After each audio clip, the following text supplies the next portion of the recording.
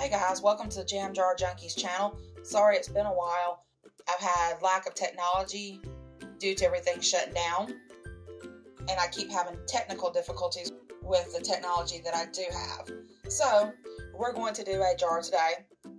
I had planned on doing some Easter jars with you guys, but since everything got messed up, I was not able to. But I already brought some of the supplies for that. I've got a cute little bunny rabbit that we're going to decoupage onto this glass jar. The first thing you'll want to do before you start painting your jar is to make sure you have a good fit for your jar. The way you can do that is, let's say I want to get these two rabbits onto the jar, and my flowers on this jar are not as important.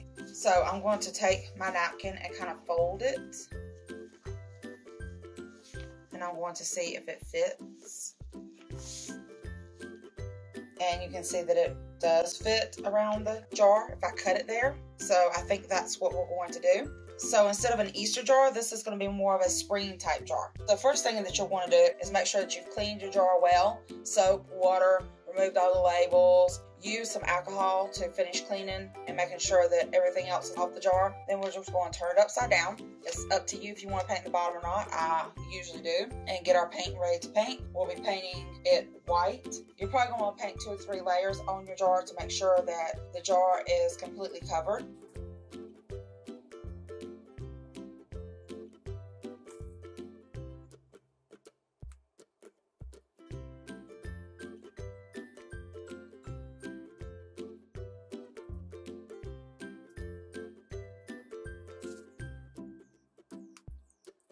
I just spin my paper around as I'm painting the jar to make it easier.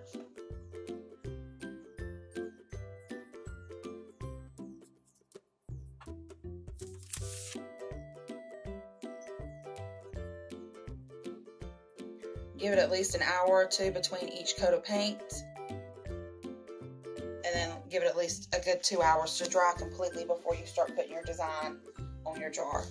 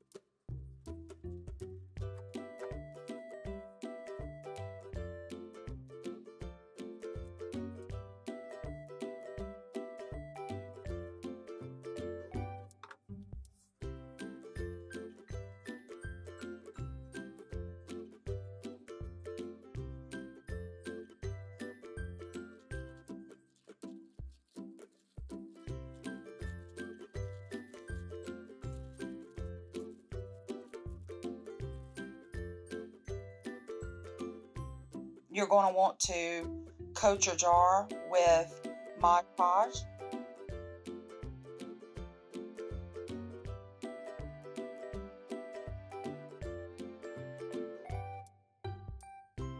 And then place your napkin on the jar. I've seen where people use a piece of plastic to smooth out the wrinkles. I'm going to use a piece of wax paper, and that seems to work well. After you smooth out the wrinkles, gently paint over the top of your napkin as well.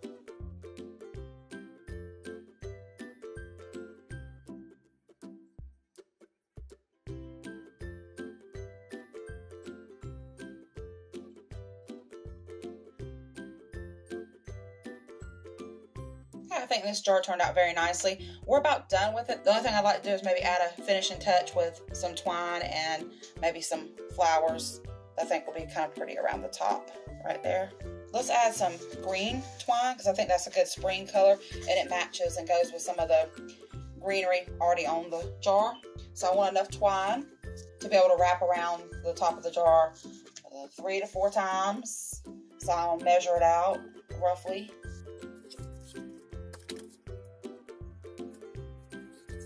That should be about good. We want to leave enough of the twine to be able to wrap the flowers, and we also want enough twine to tie some type of ribbon or bow on the jar. So we're going to cut it there.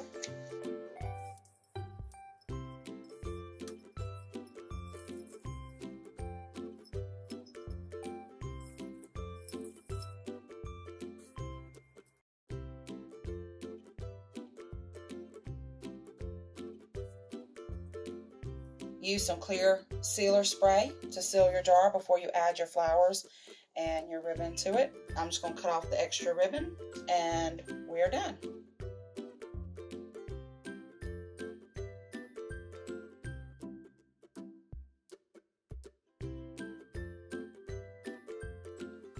Don't forget to like and subscribe. Let me know what you think.